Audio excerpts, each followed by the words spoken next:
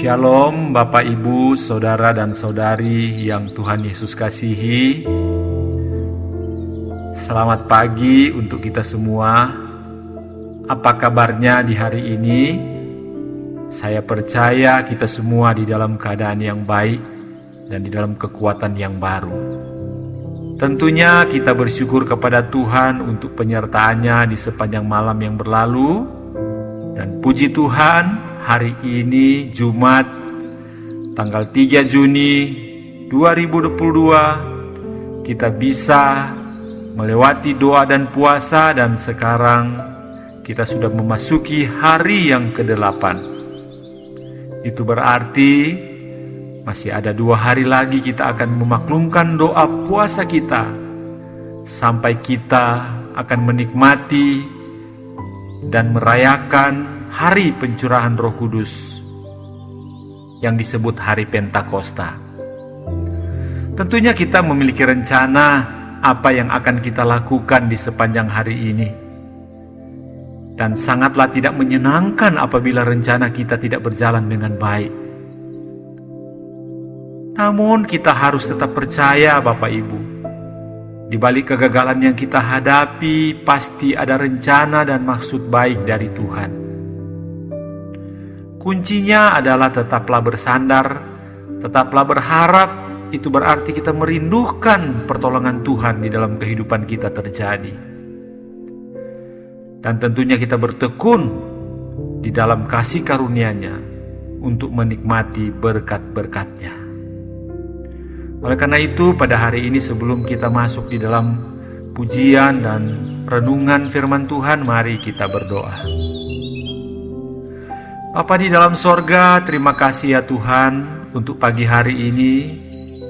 Kami boleh ada sebagaimana kami ada, itu semua karena kasih karunia Tuhan. Kami bersyukur Tuhan kalau kami masih bisa menikmati lagi hari yang baru dan kekuatan yang baru. Dan kami berdoa ya Tuhan, kiranya Tuhan yang terus memberikan kami hati dan kerinduan untuk selalu menikmati Tuhan. Sebelum kami merenungkan firman Tuhan, kiranya Engkau berikan konsentrasi kepada kami Tuhan.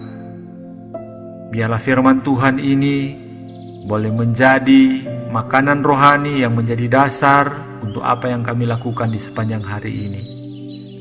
Berkatilah ya Tuhan setiap pergumulan kami, dan berkatilah firman Tuhan yang akan kami renungkan ini menjadi kekuatan iman, kekuatan rohani kami. Di dalam nama Tuhan kami Yesus Kristus kami berdoa. Amin. Haleluya. Jiwa kami merindukan Engkau ya Tuhan. Jiwaku merindukan-Mu, ya Allah yang hidup.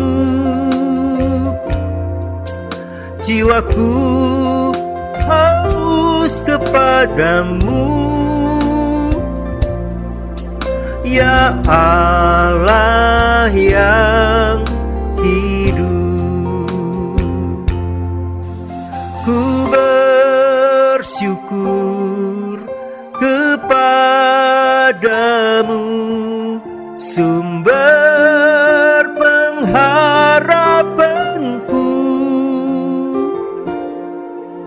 penolongku, ya Allahku, tiada yang seperti-Mu.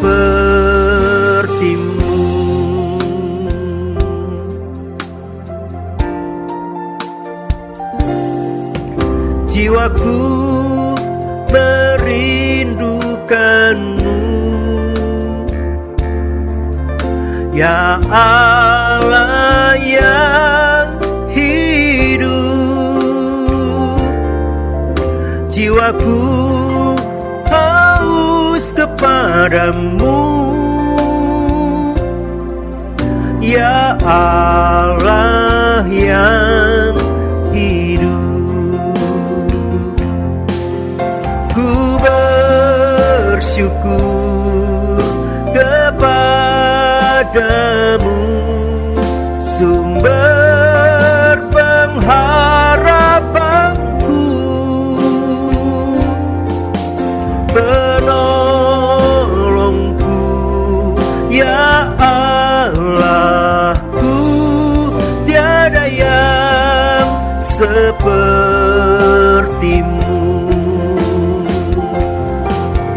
Ku bersyukur kepadamu, sumber pengharapanku, penolongku, ya Allahku, tiada yang sepertimu,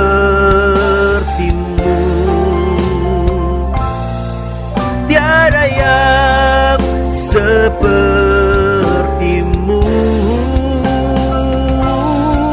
tiada yang sepertimu.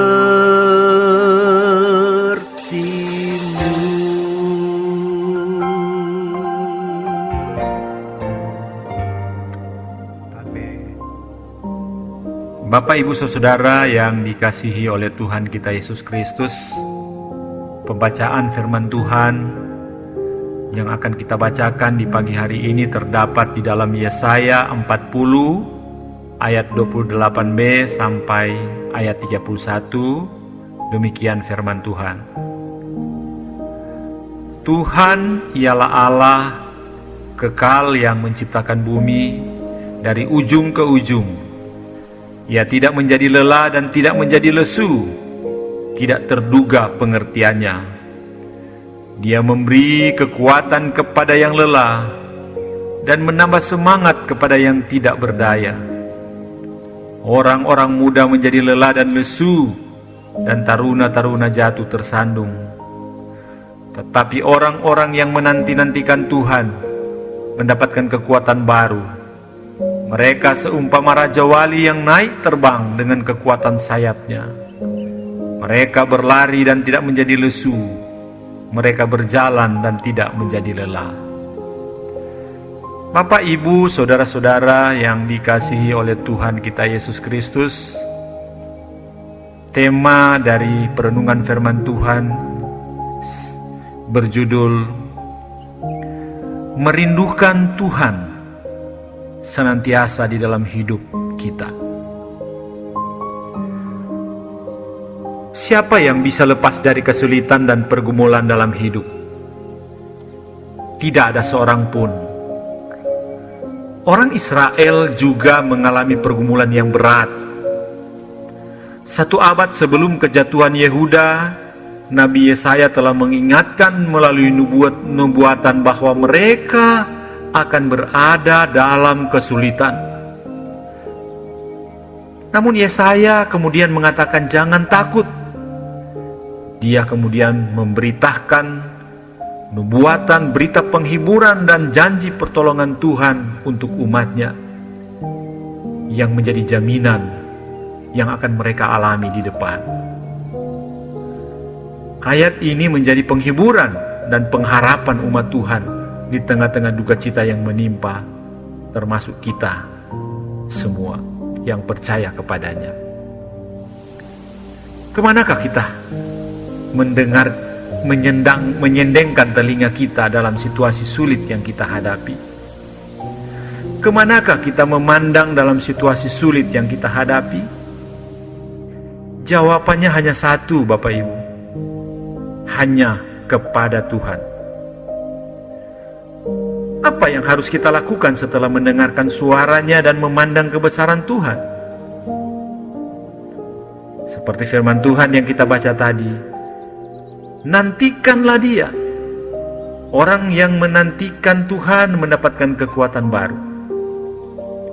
Bapak, Ibu, Saudara yang dikasihi oleh Tuhan, apa artinya menanti-nantikan Tuhan? Kata ini berasal dari bahasa aslinya yang artinya mengikat bersama. Menanti-nantikan Tuhan berarti bahwa kita mengikat diri kita kepada Tuhan.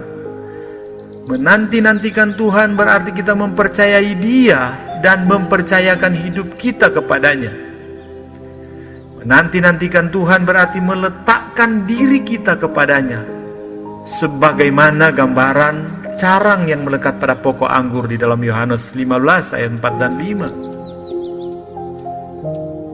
Hari-hari ini adalah hari penantian turunnya Roh Kudus.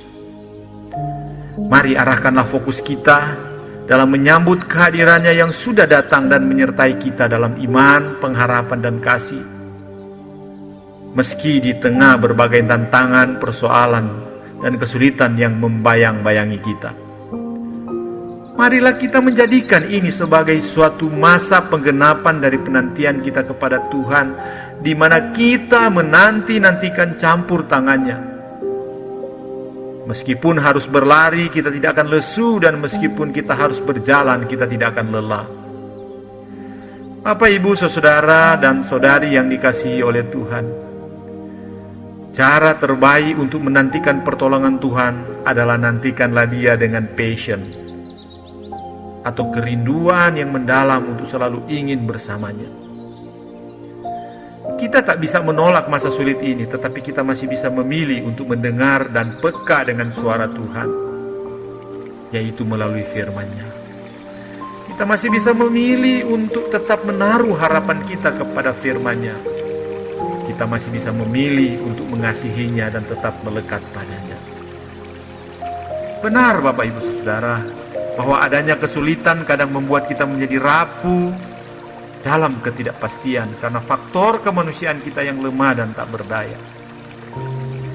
Tapi firman Tuhan pagi ini telah membuktikan dan mengingatkan kepada kita bahwa Tuhan kita adalah Tuhan yang setia, dan orang yang menanti-nantikan, yang merindukan Tuhan akan mendapatkan kekuatan baru.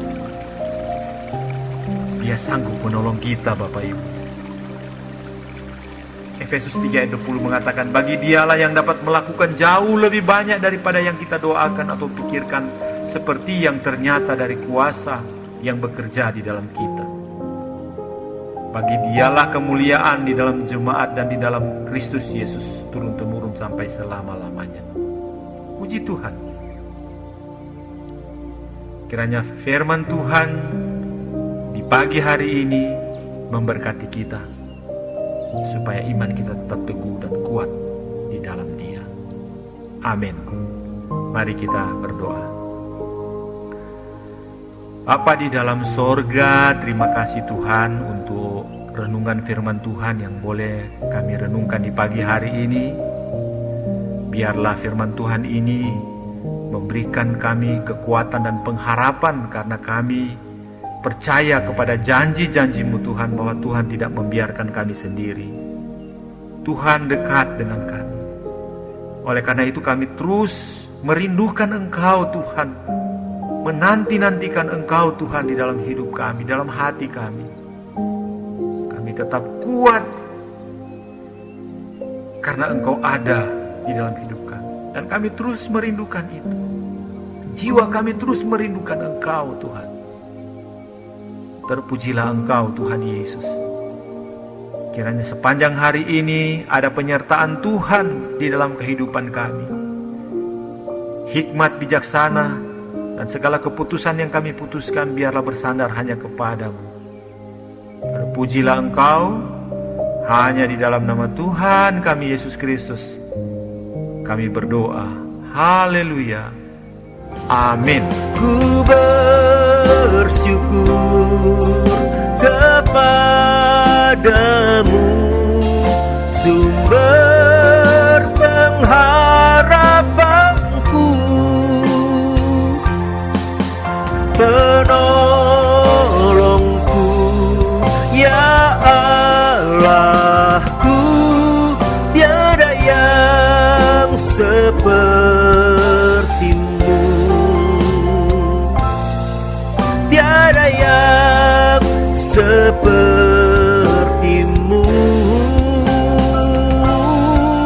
tiada yang sepertimu.